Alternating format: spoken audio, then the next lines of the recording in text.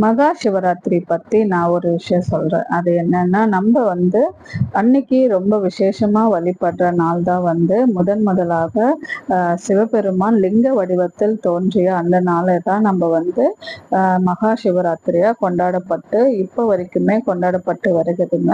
இந்த லிங்க வடிவமானது முதலாக இவர் ஆதி யோகி சிவன் என்றும் முதலாக தோன்றியதால இவரே முதல் யோகி ஆவார்.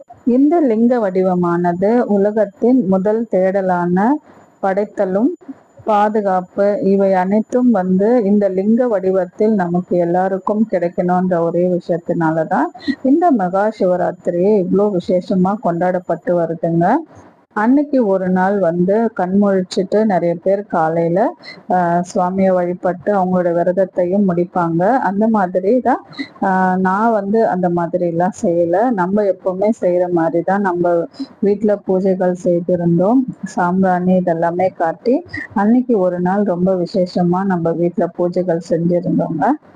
உங்களுக்கு எல்லாம் மகா சிவராத்திரி எப்படி